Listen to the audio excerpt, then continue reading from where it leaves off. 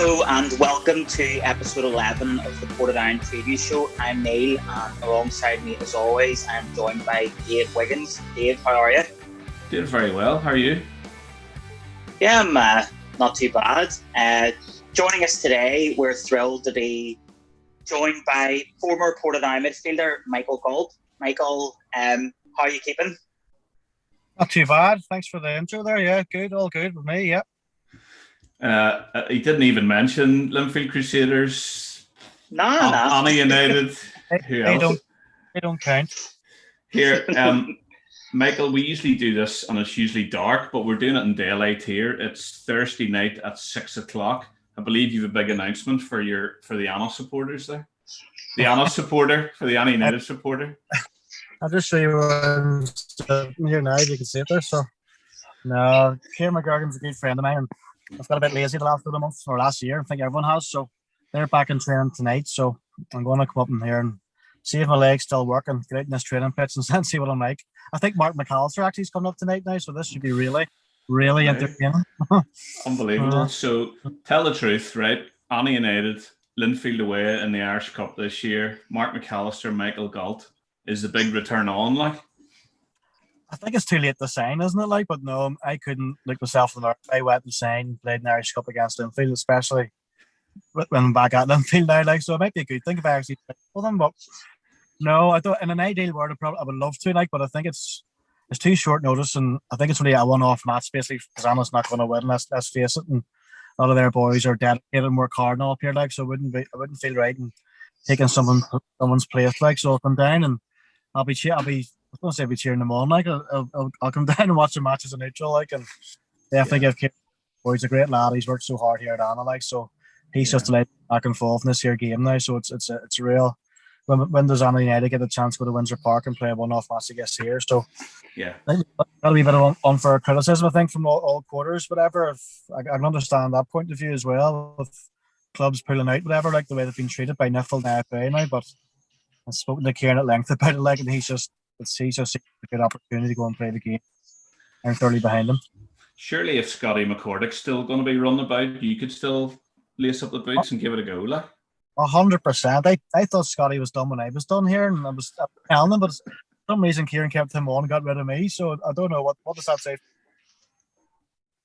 There you go. Neil, what about you? Yeah, no, I look forward to when the Irish Cup, recommences, and we'll see Michael playing for Anna United, despite what he's saying. Like, well,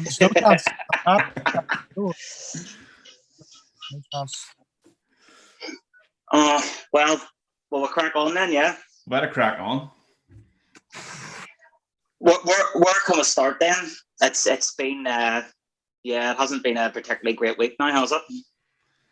For Portadown? Oh wow. It hasn't been horrible, like, but we've suffered 2 defeats. But 2 defeats against big teams, like we've got beaten by Linfield 1-0, who are going to go on and win the league. Played quite well. They scored a scrappy goal. We didn't quite take our chances. We've got beaten 2-1 by the Crews. That was the one I was most disappointed about, I guess. And on the way out, somebody said to me, "Would you be happy getting beat 5-0 every other week if you could scrape a win against a Linfield or a Crusaders or a Larne instead of getting beat by the odd goal?" And I would happily get beat 5-0 one match and scrape a 1-0 or a 1-1 the next match, and get beat 5-0 the next match and scrape a 2-1 the next match, because we're playing quite well in those matches, but coming away, it's okay saying, we played well. They're big teams, we've played well, but you're coming away still with narrow defeats, and that's probably a bit frustrating. Michael, you were doing the radio for Glens against Crusaders last week, weren't you? Yeah. How did you find the Crews in that match? They got beaten by a late goal, is that right? I watched the Crews against Dungannon on the stream there 24/7, and Crusaders were abysmal. A lot of time for Stephen Baxter, whatever. Like, I don't like saying that. Like, I have a few good friends down there, but they were shocking. Dungannon should have beaten 4-5. I watched them against the Glens, and as you say in the radio, and they were, in my opinion, probably the better side. They definitely shouldn't have been beaten. A draw probably was a fair result. I thought the Cruise probably shaded it. And then I watched a bit of the match there against Portadown there, as you say, and Portadown were obviously winning the match, and Crusaders weren't looking good at all. And I couldn't believe it when the Cruise got 2 goals out of nothing. Really, it was as you say, very disappointing. And you're coming away from the match, you're getting beat 2-1, but at the end of the day, you're getting no points. It was a good performance. Should have got something from the game, but as you say, like it's just a wee bit soul destroying. You have to pick up at least draws or wins in some of the games. Like, and I mean, we done the Crusaders game a long time ago, didn't we? When was that there? 2-2 draw, was it? Portadown were outstanding that night. Yeah. And they got all 3 points, no doubt about it. And it's just, I know Tippy's has his brains wrecked trying to work out and some performances. You see the performance against Carrick with the conceding 5, like, and sure, watch they got there. It's really disappointing. If you get beat by Linfield or Crusaders by the odd goal, I don't like saying it, but it's okay at the minute, like, because the performances are there. But that Carrick match probably would have disappointed more than anything. And I see Tippy quite regularly there down training over Balmacaster on a Friday, and I've actually joined in with them a few times. But he's not. He said he's definitely not signing me, so I'll not be back in the court straight away. No chance. But no, I can see that the hard work and dedication they're putting in. They're putting on extra sessions and bringing boys from England and things out there. So I know Tippy really well. He's not all about this hard luck story. He's not picking up points. He wants to as many matches as possible and get up that league table. So I think it's a bit. We've talked about it at length. I'm sure you have before about the no relegation. Brilliant, happy days. That means there's going to be no relegation. But what does that mean for players and teams? Just give up and don't put their effort in. You can see like the Warren Point and Carrick and them boys aren't down as well. They're not going out and just going out and we'll just play here for a laugh. Yeah. Also, Dean Shields as well. He's trying to get his team going, and it's the same all round. Like, so even though there's no relegation, I can see all the teams down there. They're giving everything in all these matches, and it's great to see. And it's just going into the next season, get the squad sorted out, and then from word go next year. We don't want these hard luck stories. We don't want we're beat 2-1. It's okay. We want to be going in, beating Crusaders and beat excellent Linfield or whatever, and then just getting Portadown back up to top half of the table at least anyway. And push on from there. Neil, I take it you watched the match on Tuesday night. I thought we were well in against the Cruise for a good hour.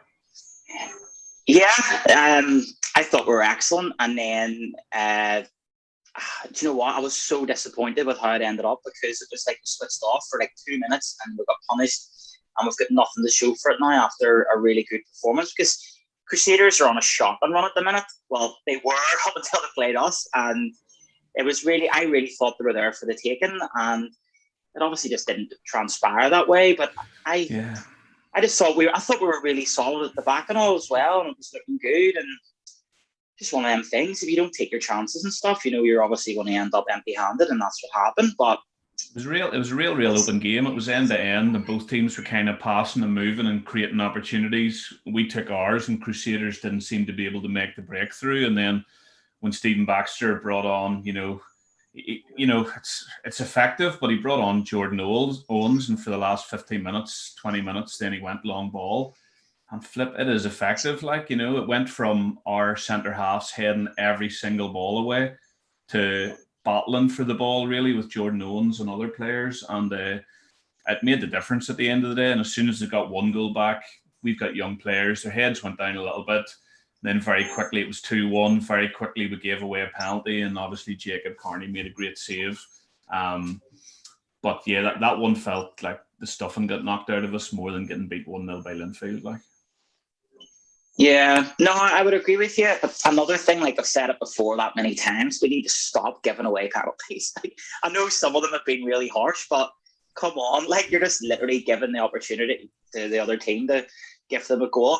Michael, what do you make of what's going on with Crusaders at the minute? I know obviously you played there for a while, and you said you've a lot of respect for Stephen Baxter. Do you think you're just in a bad run of form, and you think you'll be able to turn it around? I think it is just a very unfortunate bad run of form. If it was a Crusaders supporter, I'd be very worried, honestly. I was speaking to Stephen Baxter last Wednesday or something, and he said something scary, like he's never lost 2 matches in a row in the league for his whole time being there, and I find that amazing. Unreal, isn't it? I couldn't believe it, whether he was right or not, but I wouldn't doubt him. Like he obviously knows best, and it was just. I watched them against Dungannon. I think that was the most worrying one. They were horrendous, as I said before, like really, really, really poor. And Dungannon at the foot of the table, and Rory Patterson should have had a hat trick. There should have been 5 up easy. But then I watched them against the Glens and there weren't two. The performances were it's not as if they're not trying for them, they're not playing for them. I think it is just I've been there a few times before. I Portadown, Ballymena as well. There's a stage we couldn't buy a win. At Linfield the last couple of years, there's a few spells you couldn't buy a win.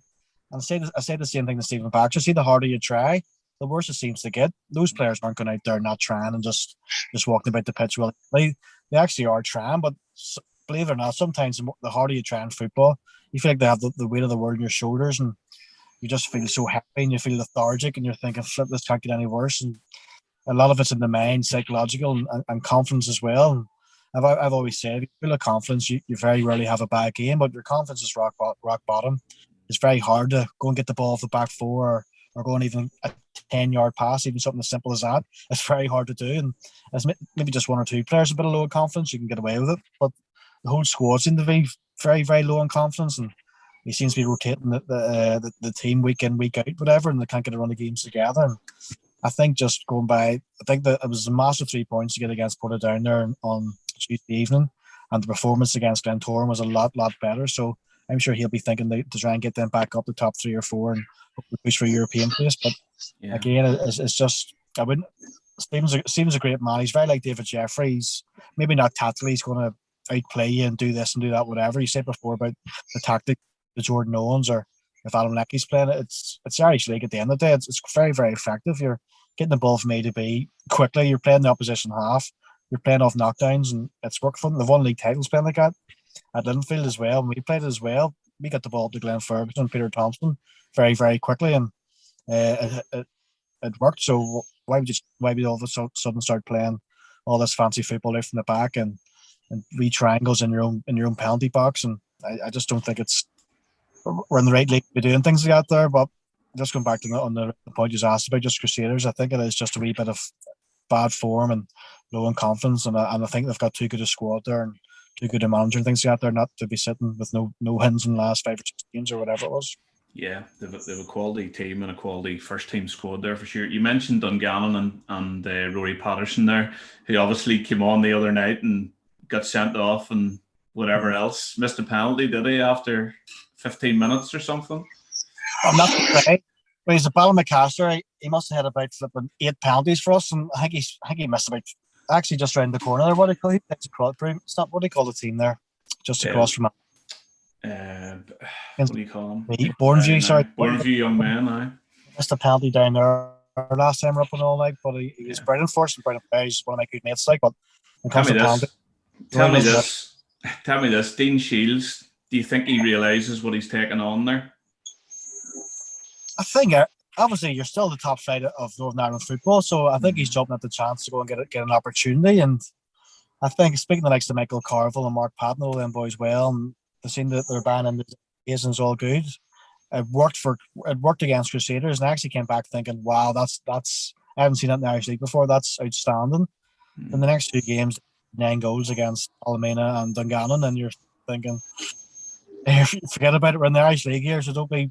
I even seen the goal kicks. The goalkeeper's not even taking back balls. It's the centre halves are passing the ball to the goalkeeper, and then they're trying to play it out and all. So if I had done that under Ron McFall or Dave Jeffrey, you can rest assured I wouldn't be playing that football team too much longer. You'd be sitting beside him or up in the stands. So no, I was never a great footballer. I got stuck in, run about the pitch, give all my effort, things like that there. I'm not going to come on here and say I was wonderful football or anything like that there, but I just tried really hard. And I think in the Irish League, if you give me 10 boys, you're going to run through a brick wall and give all every ounce of effort, as opposed to 10 we fancy down, passing the ball about and we score triangles. I know what I pick every day of the week. You've just answered a question I was going to ask you. Sorry, Neil, I'm just chatting on here. I wrote it down because it was on the Irish League forums. I don't know if you snoop on there ever, but obviously Linfield fans are talking about Cammy Palmer being a good player, young and upcoming. I know what you're going to say. You've seen it. You probably get sent it then. I think it was my dad who wrote it, probably. Yeah. So it was somebody called Stewardy who said, Cammy Palmer, he's like a Michael Gault who can play football. But you've already answered the question there by saying you get in there, you break it up, you get it forward to Peter Thompson and Glenn Ferguson. That's what you do. I wouldn't say it was that bad in the ball. It's sort of I scored a few goals in the Ports, and I think I scored 20 or 30 goals for Linfield. So I wasn't totally useless now, but I wouldn't be bummed and ball and whatever. I did enjoy it. We got a goal or a nice assist. It was lovely, and really I loved it now, but it wasn't a regular occurrence. Michael, obviously last weekend Portadown. You what? What's that?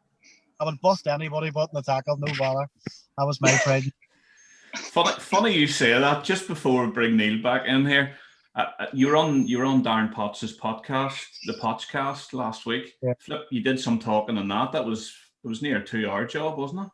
No, I don't get to talk in the house now. So I was actually Larne and Dungannon, I think, on the BBC. So I sort of stayed get this done early here, and next thing you know, it was 2 hours, and I missed the match. So it was good. I love the story about you were playing in a charity match against a bunch of young lads, and you absolutely lost the bop and emptied somebody. I was so stupid. Like the wee lad supporter down supporter. I know you're talking. You're actually talking to him on the other screen there. I didn't kick him hard enough then. Look at that. There's the team. Unbelievable. How did that team beat my team? Like, I don't know. A team of Linfield ringers is what I heard. Exactly. No. Shocking. I got beat every time. And I just took a swipe at Neil, and just after done, I just went, "What am I here like?" He told me it was his claim to fame.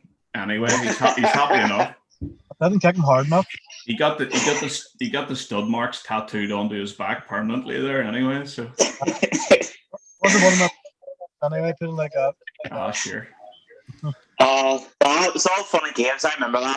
I don't think I've ever ran around a football pitch as much in my life. Like, but it's funny just running before the game and stuff. I obviously was hoping that we would play against you, and then I actually wore Portadown shorts and socks as part of that there and all. It's like, we're playing against the Blues, have to get it on. But no, it was brilliant. You sought me out on the forums to apologise and all. I was like, what's up? It's funny. I've seen someone mention somewhere, it must have been the forums or something. Well, it wasn't Twitter and all like that back then.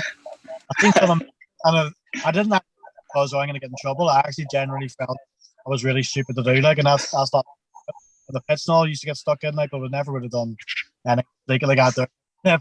Just for you, it's just like, what did I do that for? Like, that shows you how much. I think I said to Patsy as well. Like, that shows you any football, any training session, whatever. If not winning or not going well, like, you're just so frustrated and just try your best in every time. Like, I'm sitting outside here, the Anna pits. No doubt tonight I'm not as fast and whatever, but I'll be on about here trying to make impression, like, and people watching me or people whatever, like. So I'll be happy trying my best in training here, and no doubt I'll be getting involved with a scrap of something tonight, like. So let's go for not Mark McAllister. Happy days. Brilliant stuff. Michael, obviously, most of your career there, you played for Linfield for many years. Obviously, one of their most decorated players ever. What did you make of their performance last week against Portadown? They got the job done at the end of the day.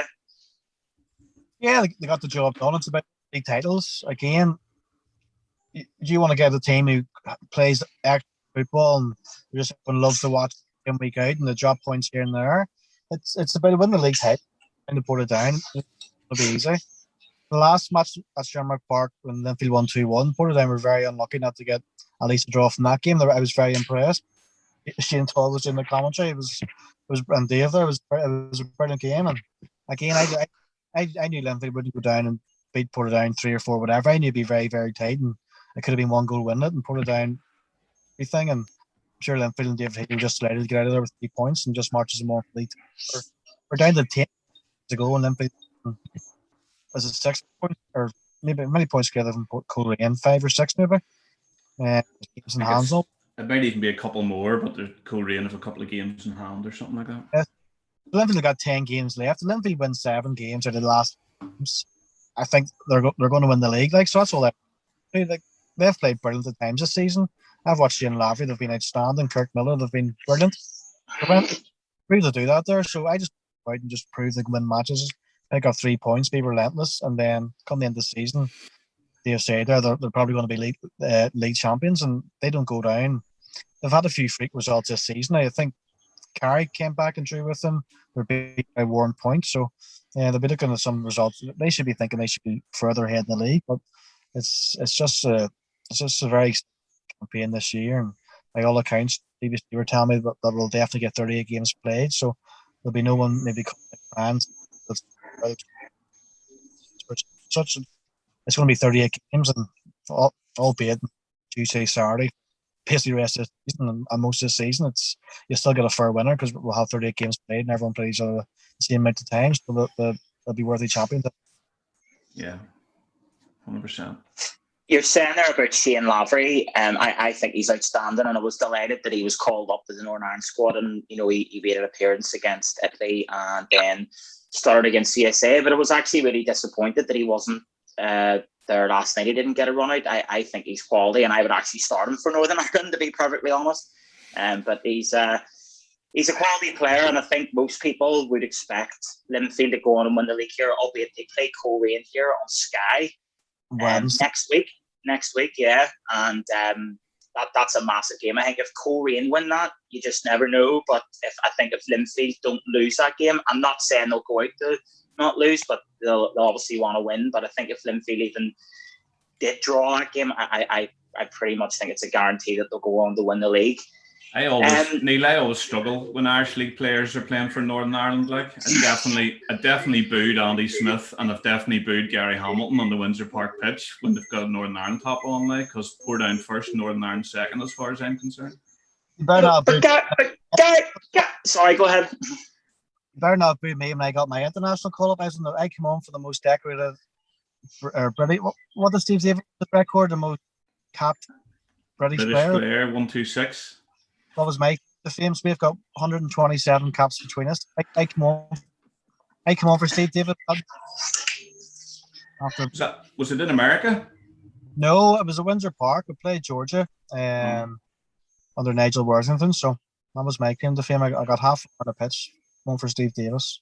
Nice. But again, going back to your point, there, like, people obviously look down at. I think mine was. We have a token gesture. I was playing so well in the Irish League and whatever, and I was never going to be a Northern Ireland regular or anything stupid like that. I think it was just more recognition for doing well in the Irish. Delighted to do it. So, in terms of Shane Lavery, I think it's only a matter of time before he goes back across the water. Yeah. And I think last night, just they were tasting a goal. That wee lad's fit. He's flying. I think you're right, Neil. I would have threw him on there the last 20 minutes, half hour to try and get a goal. I think he would have. He wasn't anyway. And he would have trying to create something. He would have been in their faces and. No disrespect, like Kyle Laffley or Josh McGuinness, whatever. Like, I think it would have given a bit of a fresh approach, going Shane on there and seeing what he could have done. Yeah. Yeah, no, I would agree with that sentiment entirely. Like, I think he's a smashing player, and I think Linfield will be doing well to hang on to him next season because, like you say, I think there'll be vultures from across the water swooping around him. Like, so we'll see how that pans out. Michael, Portadown are playing a club that, let's just say, their fans would have give you a bit of a hard time over the years. They're playing the Glens on Saturday here. What do you make of the Glens? So how do you see that game going on Saturday? Yeah, Glens have signed really well, and they've got a massive squad now. I think you get sort of the financial implications now. It doesn't seem an objective, to be honest, but they're signing here for the want. I think they got off to such a bad start this year that everyone's more or less was laughing at. That's probably were laughed at, and they were sitting bottom, whatever, and they played very few games, whatever. But they've come back really, really well, and it's probably a bit too late in the season for them to mount a serious title challenge. If it was also their way in the next couple of weeks, they'll be close enough, like. But I think Linfield are just too far ahead, and there's a couple of games to go. But no doubt about it, they'll be looking to play Portadown here, and they'll be looking 3 points. And it was always feisty affair when it was a Portadown playing against Glentoran. It was definitely running a crawl. Like, you think like the Glenavon or Linfield he'd have done the most, but when we're playing Glentoran, and the wise man from the EC called him, he just wanted to beat the Glens. Like, he just had no love for them whatsoever.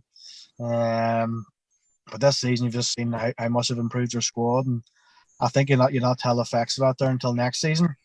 It'll be very, very interesting. Now they make another few signings, and like the Conor McMillan and Reece Marshall come in January, who are brilliant players, and I just think for next season going ahead, they'll be a mighty force to deal with for everyone concerned in the league next year. I think Portadown will get a very tough against them here on Saturday. Yeah. There's some team like they really are. I think they could end up finishing second this season, if not probably third. They're climbing there, and playing well. And when you just consider some of the players that they've signed, like it's like taking Luke McCullough back from England straight in. He strokes it about like he's playing with his mates in the park. Honestly, it just looks really easy to him. Like you said, McManaman and obviously young Donnelly scoring plenty of goals for them as well, and they've a big squad. And I think teams like Linfield will be more nervous about Glentoran next year coming and maybe stealing their thunder a little bit.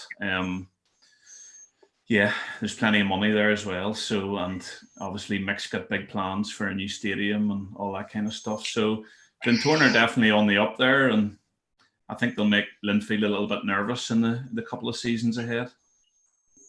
It's funny there you're saying about Ronnie would have got you seat up for that game, Michael. Like as a fan, the Glentoran fixture is one that I look out for first. I love the Portadown Glentoran fixtures. It's a fixture that it's going back when I was a kid. There was always all hell would break loose. Michael Collins would be sent off, and Vinny would be getting involved, and Chris Walker and all, Paul Lehman and all were playing.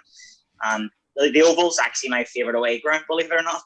And it's just disappointing that you can't get fans in. Is that just because you like the lovely toilets that they supply for us? Well, the wall. Yeah. Dave, speaking of Glentoran, you're wearing a lovely number there, a cup final shirt from 2000, Portadown Glentoran. Unfortunately, it didn't go our way, but the sleeves, unbelievable. 2000, Ian Gilzine scored the winner. He came on as a sub, if I remember, a header at the back post. Pissed off that day. I was like, we did not turn up at all. But that was a wee bespoke Adidas number. But it's match worn, number 12 on it there. Well, I don't know if that substitute came on or not, but that's from the Chris Wright collection again. That's the last one I have from the Chris Wright collection. So there you go. It's decent. What have you got on? It looks a bit tight on you, Neil, to be fair. I can see a nipple there too there.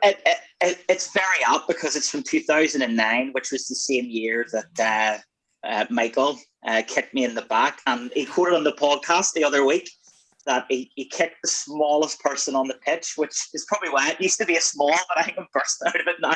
So, yeah, this is the 2009-10. Get over it, Dave. Get over it. And it was a small at the time, but it is bursting out of it now. Like, it's too tight, but it's a nice shirt all the same. So there you go. Moving on from the Glentoran game coming up, we entertain Larne next Tuesday. Now, Larne, obviously, there's been a lot of money flying about. They're a club on the up and whatnot. Michael, they've obviously slowed down a bit over the past couple of months, right? Oh, that's one way of putting it. They were Christmas champions, according to their Twitter. How do you make? What do you make of them at the minute, and how do you see that game going? No, I think it's been a breath of fresh air of the Irish League. They come in, no way I said it like all this football playing off the back so many times, whatever, when it's on, if you're winning 1 or 2-0, whatever, do it, whatever. But Larne have come in full time. They've got Inver Park. I always remember Inver Park was never a nice place to go down to, and they've come. They've done the full time thing. They've got a academy down there as well, and just doing things the right way. And Kenny Bruce seems very, very well into it, and he's there for a long time. They've got big ambitions, so I think it's only too good for the Irish League. And you've seen, as you say, Christmas champions, like they were flying. They were sitting up towards the top people, whatever. But I didn't. I'm not going to say I'm a genius, but I didn't think it would have lasted for the full season. I could never see them being champions. They've tailed away quite a wee bit. I watched them against Coleraine there on Tuesday evening there, and they weren't great, whatever. But they weren't playing on their favourable surface. They're playing down in Coleraine, which was always a hard place to go down to, and it's always a battle. So their style of football is never going to be suited down places like that there. And I wasn't surprised seeing them tailing away, but no doubt about it, they'll learn a lot from this season. Next year they'll go in. They might sign a few different types of players, like myself or something like that. Third players who know about the Irish League and know what it's about and know how physical it is and know what's needed as well. And then a bit of a mix with all those boys out to play nice football. I think for next season they will definitely front a lot, and it'll be interesting to see what type of players they sign for next season. Yeah, I think so. They've got a lot. They've got a lot of quality ball players and brought young players in, very technically gifted from England and stuff like that. But as you've already mentioned, and it's probably what Portadown misses as well, is somebody hard in the middle who's got experience, who knows how to break up the play and get the ball forward as quick as they can. And I would love to see us signing a player like that as well. But yeah, Neil, whenever Michael said he didn't think Larne were going to be champions, your face actually smirked a wee bit in the corner of your mouth. I know you were trying to remain straight faced, like. But. No, I appreciate what they're doing down there, and it is a breath of fresh air for the Irish League. It gives it a lot of exposure, but I just can't accept what some people have said, and basically how you've got the likes of Linfield, Glentoran, Crusaders, like they're the big boys in a sense, and I just always sort of thought just because Larne got promoted and suddenly it was a bit of money that they're suddenly one of the big boys, and to me they're not, like, because they haven't. Time, I know the one well, yeah, but they won the Countdown Shield, and kudos for that, but it just sort of was like they're not really one of the big boys. They have to prove themselves, and to me they're not proving themselves. And the game next week against Portadown, I think Portadown are under no pressure at all, because why should they be at the end of the day? Because everyone's expecting Larne to sweep aside everyone that's in front of them, and they haven't been doing it. And they're in a bad run of form as well. And I just think Portadown next week be going in with no fear into that game. And especially after the game at Denver Park the last time, the 2-each there, I thought Portadown played really, really well and could take a lot of heart from that. And I think all the pressure's on Larne next week. I've no doubt, on their day they can beat anybody, and they've proven that. But I just sort of feel they've flattered to deceive. Sorry, they have flattered to deceive a wee bit, and it's sort of like you believe in the hype a wee bit. There's a lot of players there that are it's not old at all, obviously, but in football in terms, if you're sort of over 30, it's sort of seemed like you're a more elder of a player. Like, sorry, mate, I don't mean that in a disrespectful way, but you would think, it's a bit of an aging team there as well. Have they missed the trick this season? Because, like Michael's already alluded to, Glentoran are getting strong, and next season you would expect them to really challenge Linfield, and it's going to be a really, really big test for Larne, I think, because I think this was the season that if they were going to properly challenge, it had to be now, because Glentoran are going to be stronger next season. Linfield are going to be stronger again because they're going full time. You'd expect Crusaders to bounce back. Coleraine will be up there. Clifton are a good side in their day. Obviously, Portadown will take the world by storm next season as well. So, but no, I think Larne may miss the trick this season. I really, really do. Yeah, I think out of the two matches this week, Glentoran and Larne's probably the biggest opportunity to get a point or 3 points at Shamrock Park. Definitely potential for a point. At least if we score a goal, I always think you can maybe scrape a draw. But if Larne don't turn up and we do turn up 1-11, then there's a good opportunity there for points on Tuesday night, which would be a big relief, I'd imagine. Absolutely. I mean, it's like I was really disappointed in Tuesday. Because I actually thought we did pretty well, but at the end of the day, it's points you need, not performances. And you said yourself earlier on, would you take a hiding here and a hiding there if it meant you'd win the all game? And I know, like we've said it before, it's what Carrick have done. They've went and got absolutely annihilated by the likes of the Glens and Linfield, whereas we've actually put up a fight, but then they've targeted us and went, this is a game that we must win, and they've beat us twice. Yeah, and we do need a bit of luck as well. But I'm really hoping that we can turn a corner. Michael, what do you make of Portadown this season? Obviously, there's a lot of young players coming through. You've been down it for a few times to see us play. What do you make, and do you think we're heading in the right direction?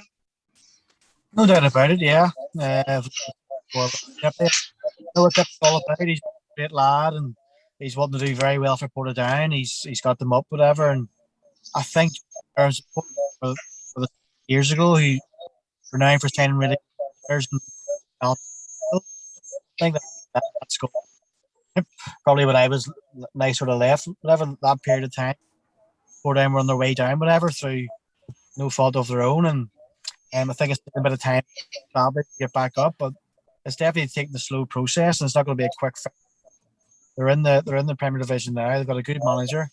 They've got great players. They've got players seems to be picking up players and all sorts, whatever. So that's fantastic for the club. It'll only make them stronger. I just think going into next season, then we'll say there's no relegation this year, which is brilliant. Next season, it's all about getting the squad sorted. Maybe sign another couple of Irish League experienced players.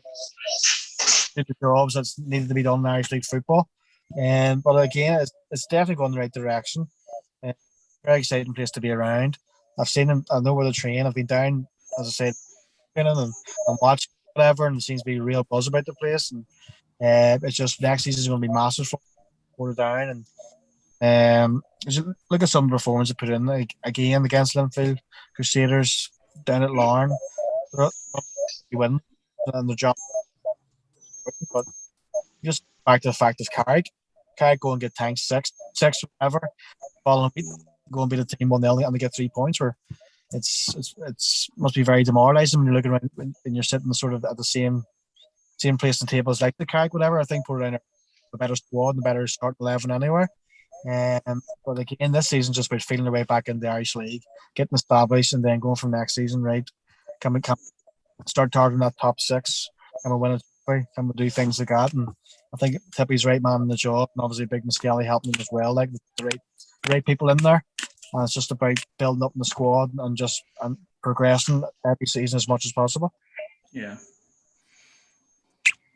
Yeah, no, I would agree with that. I really am looking forward to for the future of Portadown. Like, you know, I think we are going in the right direction, and we've said it on this show many times. Like, I know obviously there's no relegation, but at the start of the season, you know, we would have took 10th. I think anybody with a rational mind would have bit your hand off for that. Like, and we're sitting 10th at the minute.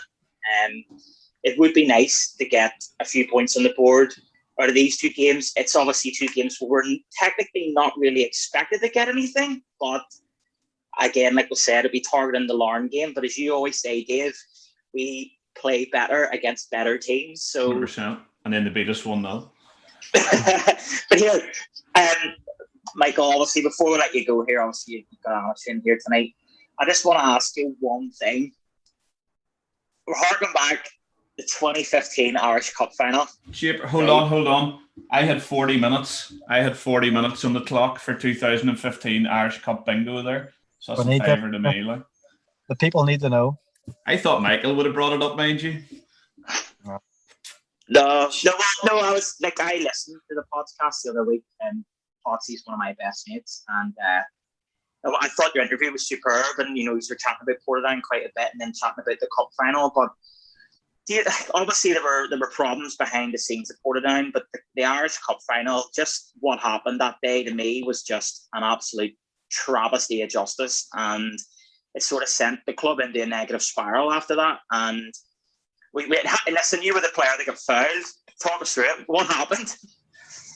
It was shocking. It was a bit of a poor game. I think it was 50-50, but the conditions that day weren't great, and I think we had the wind in our favour that second half. So half time, we looked around, me, Ribsy, and Twiggy, and all. We were like, right, let's go for this half here now. So we were confident in that second half, and I've watched it back. I've no idea why it chased that ball down. Usually I'm just sitting in the midfield or whatever. Like, I seen the ball there, and he just sort of tossed it, a terrible back pass. So I thought, right, go ahead and run there. And as I was running, he just stuck his leg out, and I tripped over his leg, and I didn't even realise at the time it was a back pass.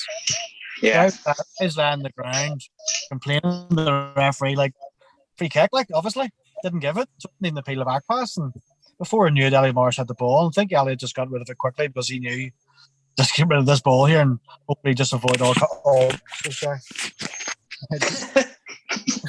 was just like when you get fouled. Exactly, that was a way to the yellow card. It's Raymond Crangles came in to transcend him. Actually, Raymond's my mate. He's a good lad, like, but he was stabbed on the post as well. He didn't open his mouth, and I rang him on the bus on the way home, and I said, "Man, what's the crack?" He goes, "Oh, it was a foul, like." And I said, "Well, why didn't you say?" He goes, "On my mic wasn't working." So I said, "Why didn't you wave your hand or sort of just acknowledge it?" Like, I should have. That's right. Because wasn't there 5 officials? That was when they had the official behind the net or along the touchline. But I remember Billy Brennan even said in the bus on the way back, we're all obviously disappointed and gutted, whatever. And then Billy Brennan said there was a back pass, and I was like, "What do you want about, Billy?" And I had to watch it back when I got home. Then I was like, "It was a back pass." He didn't even see that. So I think the referees, they weren't cheating. They're just, excuse my French, just shite. Like they just didn't know what to, just didn't know what was going on. Like, and just said, like, play on quickly. This year, but the fact that they scored 30 seconds later was just like a complete injustice, and we tried to get back into the game. Like, but I think one goal was winning that match. It was just such a terrible day. If we'd have scored first, probably from a free kick to the box or whatever, I think what if it was a penalty later on that game, was a handball and stuff as well. And I just think never scored in that game. Like, and if I hadn't went down or hadn't been in controversy, I would have been in position, and they wouldn't have went up and scored so easy. And I think it was just very, very disappointing all around. And as you say, through no fault of Portadowns, we didn't get European money. So we financially the club struggled for next year. And a few players were leaving, whatever. Like, so I think now Portadowns only finally getting back to anywhere near what they want to be now. And it's taken a long time, which is through no fault of their own, through incompetency from referees and officials. Portadown were made to suffer for a long time, and it just wasn't right. And it's just very, very disappointing for myself personally to win an Irish Cup, and for all those Portadown supporters who came out and in a miserable day over to East Belfast to get cheated out of the game they got there. It was shocking. I feel for everyone, supporters, the players. Ronnie McFall sort of only had a few months after that there the next season. Keith O'Hara, that was his last chance. Keith is a brilliant man, and that was his last chance to lift the Irish Cup, and that's all he wanted to do. He was just obsessed by that and just couldn't wait for the opportunity, and to be taken away by something out of your own hands is very, very cruel, and very cruel all around, and just wasn't a nice place to be around in for a while. It was just shocking, like, through, again, no fault to Portadowns. Well, Michael, your beard is glistening in the sunlight there, and I'm sure boys are arriving for training there, and you've probably got a wee butterfly in your tummy there, ready to get back on the pitch. Like, I'm actually starving. I might just go back to that McDonald's drive-in the way back home to Lisbon. You just talked me out of it. I forgot how crappy I am now, so I don't know what to do. Good. Listen, when you're 42 and 43, you wish you'd taken every opportunity to play football for 10 minutes or an hour. Like, you definitely have to get out there. No better feeling. I'd like to give it a good go here and see what the crack is anyway. Well, here, listen, on that note, Dave, thanks very much as always. Michael, we really appreciate you taking the time to speak this tonight. It's been a good crack, and hopefully get you on again someday, and have fun at training tonight. But before we actually go, I better say, don't forget to like and subscribe to the We Reports TV YouTube channel, and you can check it out on Spotify as well. So cheers, folks, and here's hoping for 2 Portadown wins over the next few days.